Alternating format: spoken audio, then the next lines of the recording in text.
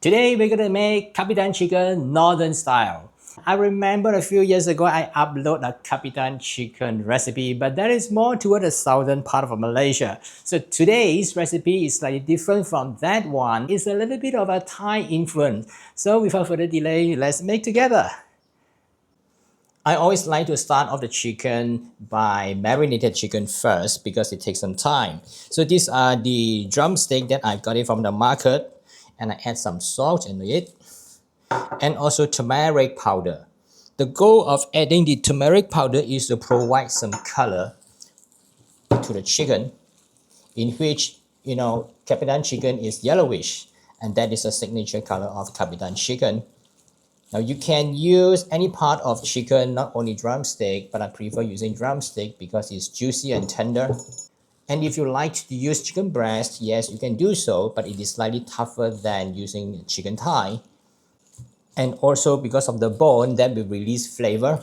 So if you use chicken breast, I would suggest you add some chicken broth to it. Now we let the chicken to marinate for about an hour before we start to braise the chicken, and meanwhile we can prepare the spice mix. Since we are marinating the chicken, now we can move on to the next step, that is to make the spice paste. There are a few ingredients that we require to make the spice paste. The first one is a dry chili. These are the dry chili that I have already cut, removed the seeds, and it looks that way. Now I've shown you some that I have not cleaned and cut yet. It looks like that. It's quite dirty. Definitely you need to use some water to remove all the dirt as well as the seeds inside because it's very spicy. The next one is a red chili, and this is the fresh chili. And you may wonder why we need both chilies, because the dry chili tastes differently from the fresh chili. And in addition, the red fresh chili will provide a much better color for the Kapitan Chicken. Then we have the onion together with the garlic. These both are the aromatics. And the onion also acts as a thickener for the gravy. Next, turmeric. I've cut the turmeric. And before I cut the turmeric, it looks like that. And make sure that when you cut your turmeric, wear your glove because the color really can stain your hand. What if you do not have the fresh turmeric? You can substitute it with the turmeric powder. I have about 25 grams of turmeric, fresh turmeric over here. So if I do not use this, I will then substitute it with about 1.5 teaspoons of turmeric powder. The next one is galangal. This one I have already cut it into small pieces for easy blending. Now before I cut it, it looks like that. It looks like ginger, but it's not ginger. It had its own taste. The next one is lemongrass, in which I have already cut it into small pieces. And the next one, this is called buah keras in Malay. In English, we call it candle nuts. If you do not have candle nuts, you can use macadamia nuts as a substitute. The main purpose of these kind of nuts to be added is to thicken the gravy. And the last ingredient for the spice paste is the belacan. And this is the local version of the fermented shrimp paste. If you don't have this, you can use the Thai shrimp paste, which it is very similar. Now put everything into the blender. Add some oil so that it can carry the ingredients in a circular motion. Also add some water to facilitate blending.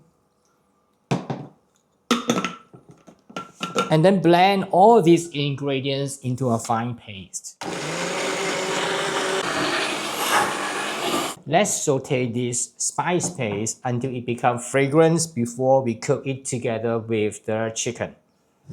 So we need to cook all these ingredients, the spice paste, for a little while until all the water that we have added evaporates before it turns aromatic.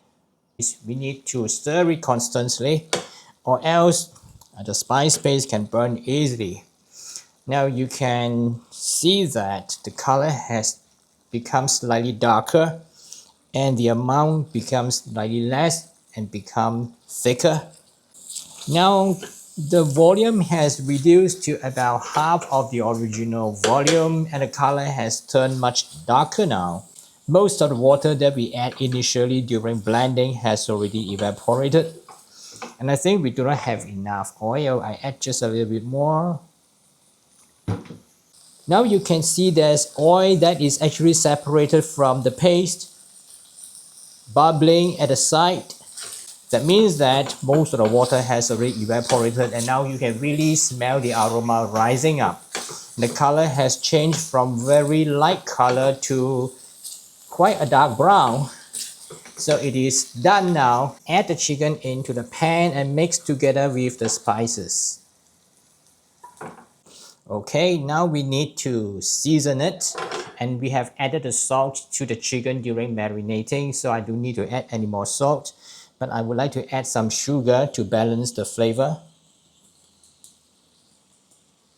And also a small amount of fish sauce. This is a little bit of Thai influence, so we need some fish sauce, and also the kaffir lime leaves.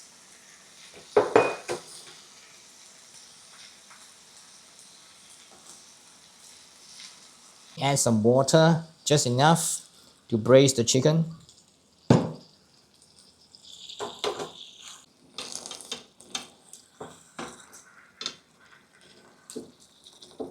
From time to time, turn the chicken over so that they cook evenly.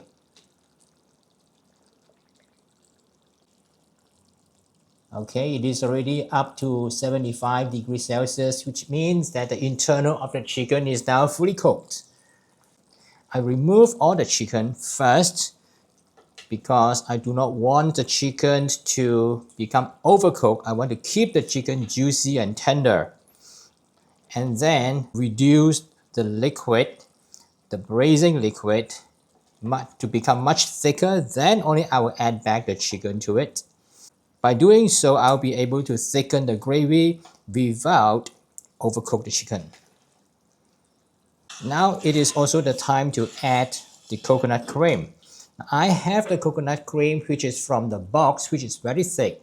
So I will just add a small amount. If I use the one that is fresh from the market, then I will likely to put more. Let's do a test.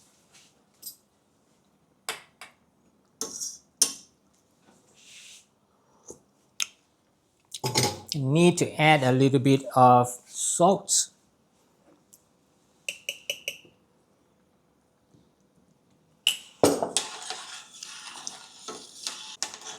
The gravy has already become quite thick now, so let me return the chicken back to the pan and mix together with the gravy again. And lastly, we add the lime juice. Lime juice usually add at the end because if it is boiled for a long time, it will turn bitter. So basically that's it, we have already done it. So let me remove it from the pan. You can serve it right on the spot, or you can just leave it for 1 or 2 hours to let the chicken to absorb as much flavor from the gravy as possible. Or even you can serve it the day after, keep it in the refrigerator overnight and reheat it. The flavor is much better. The gravy is very thick and it goes very well with rice or any other rotis, that's bread. So in the next video, I'll show you how to make a traditional roti called roti jala. In English, we can translate it as net bread because it looks like a net. Then you can use some fried shallot as a garnish, as well as some shredded kaffir lime leaves. Undoubtedly, it is a very beautiful dish that we like it very much. Well, this is the northern style Kapitan Chicken, and I hope you will love it. And it goes very well with rice, it goes very well with roti, pancake. So in the next episode, when we meet again, we will make roti jala, which is a traditional Malay pancake. That goes very well with any curry and of course with the Kapitan Chicken. So till we meet again, if you want to try this recipe first, I have included it in the description below the video and also at the end of this video for your reference. Thanks for watching and I see you in the next episode. Roti Jala!